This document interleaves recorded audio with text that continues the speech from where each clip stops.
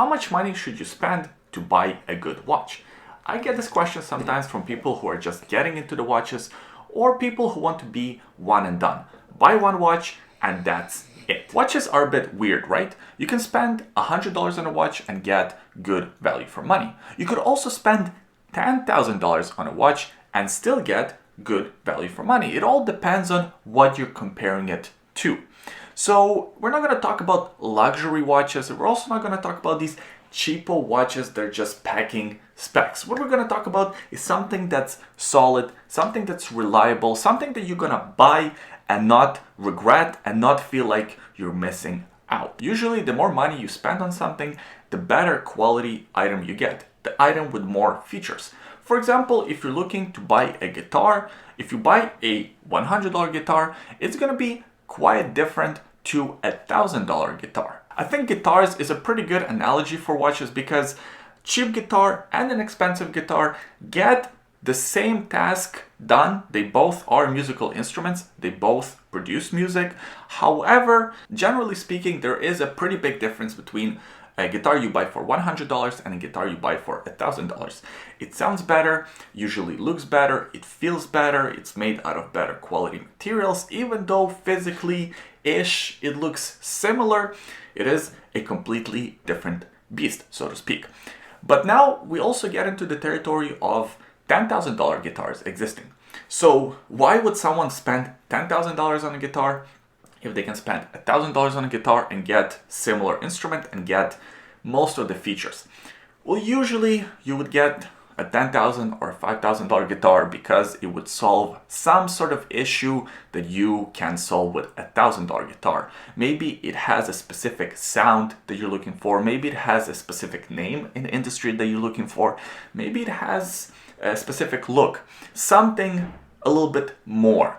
And sometimes people just spend more money because they want to spend more money. So with guitars, just like watches, there is a price point that you get a pretty good quality product, a reasonable product, a product that does pretty much everything that you would need it to do for a reasonable price. If you spend more money, yes, you will get something a little bit better, but it's not substantially better. It's diminishing returns, right? When you spend more money, there is a point where spending even more money doesn't make sense. The incremental differences are just not worth the price.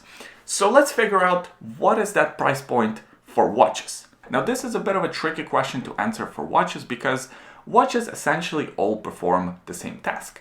They tell the time. If you only care about the time-telling capabilities of a watch, you don't care about the design, the build quality, or any of that stuff, a $20 Casio will get that job done. It will be accurate and it will, in fact, tell you the time. Plus, you would probably have some other features. So if you're only looking for time, probably this video is not for you.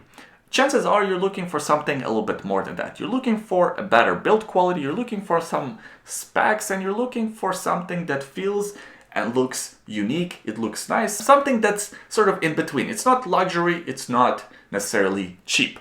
And I think that price point for watches is around $1,000. $1,000 might sound like a lot of money. And I'm not saying that you have to spend $1,000 to get a good watch. There are a lot of good watches for a couple of $100s. What I'm saying is that when you spend $1,000 on a watch, you're getting something that has a bit of everything. It has good finishes, it has good specs, it has good user experience, it feels comfortable on the wrist, it's nice to look at. It's basically a pretty well-balanced package. Let me give you a few examples of watches that you could buy for $1,000. Now, these are not necessarily the watches that I'm recommending for you to buy. Do your own research, see what watches appeal to you. I'm just using these watches as an example of the variety and the type of quality and what you can expect in this price category.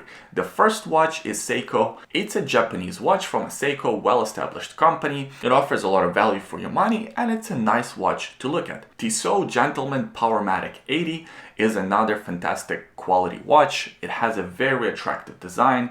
It has a lot of specs and features that a lot more expensive watches would have, and it also offers great quality finishes.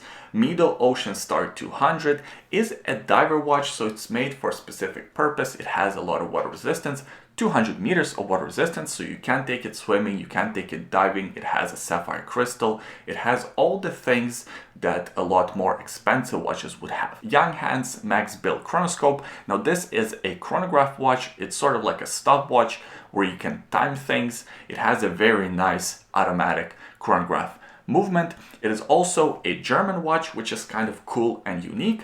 And lastly, let's talk about Hamilton Scuba Automatic, another diver watch, another watch that has 300 meters of water resistance and offers great value for money. Now, all of these watches are under $1,000. Some are around $500 mark. I think the Tissot could be had for under $600, so you don't have to go to that $1,000 mark, but I think these watches kind of represent a pretty good variety and a pretty good example of what you can buy for your money. All watches that I mentioned offer reliable automatic movements. They all have sapphire crystals. Some of them are made out of stainless steel, some of them are made out of titanium, depending on the watch. Like the Seiko, for example, is made out of titanium, so it's a little bit lighter. And yes, you can buy titanium watches in this price category, which is pretty awesome. They all feature well executed finishes. They look and feel quality. You don't feel like you're sacrificing too much when you buy one of these watches as opposed to buying a luxury watch. And actually, let's quickly talk about a luxury watch. What is the difference between a luxury watch and these watches? Can these watches be in fact considered luxury? Well, in my opinion, not really. By the fact that these watches are sort of affordable. I mean, $1,000 is still a lot of money, but it's not actually that luxury watch territory. Some companies will try to sell you on the fact that they're giving you affordable luxury, but by definition, luxury cannot be affordable. Now, let's not confuse luxury to quality. These are all quality watches. They're just not luxury watches. They're not Rolexes and Omegas and the Patek Philippe's and etc, etc, etc. They're quality timepieces. They offer, I'd say, about 75, in some cases 80-90% of what you would get from a luxury watch, except for in some cases difference in build quality, in some cases very small difference in build quality, small differences in the overall finish and the feel of the watch. Maybe some precious materials could be used in a luxury watch. These watches offer stainless steel or titanium. You could even score a ceramic case in this price category, although I wouldn't recommend it because you might be sacrificing some of the other things. We'll talk about that in a minute. But basically, the name is probably the biggest thing that you're sacrificing when you buy this type of a watch as opposed to a luxury watch, like let's say a Rolex. These watches on paper offer pretty much the same things. You're not really missing out on too much, but they're not luxury. So I don't want you to give a false impression that you're buying something luxury where you're not actually. And that's okay, because here we're getting a good quality product for a good price. Now, the last thing I want to talk about in this video is the thing that you shouldn't buy. Just because a watch costs $1,000, let's say, it doesn't mean that it's automatically a good watch. There are plenty of terrible watches in this price category, so you still have to do your own research. Generally speaking, a few things you want to watch out for. Number one, designer watches or fashion watches. For the most part, they're overpriced. They're not worth the money that the shops are asking for. Look around, you probably can find something very similar in terms of specs and the design for a lot cheaper. Number two, speaking of specs, don't buy a specs list. Some of these watch companies, they just pack every feature and every spec and every material onto the watch just to make it look good on paper, but the execution suffers. So what we're looking for here is a good balance between well executed watch that feels good, that looks good, that's not gonna fall apart, and also we want some of these specs. We do want good water resistance, we do want these sapphire crystals, we want good finishes. So it's a nice balance between specs and finishes and quality. And lastly, buy what you want. Even if you want to buy a designer watch, if it's something you really like, yeah, buy it. It's fine. Buy what makes you happy. I can't tell you what to buy. I can only give you sort of my opinion, my perspective, but ultimately you have to buy what makes you happy, what you like. If you like the watch but nobody else likes it, so what? Buy it. It will be better than buying something just because someone else recommended it, but you're not really into it all that much. So that's it. that's my video, my recommendation for the price point that you can get a good quality watch. $1,000. I think in this price point you're getting something solid, something worth the money, and you don't feel like you're sacrificing too much by not going into a higher price category.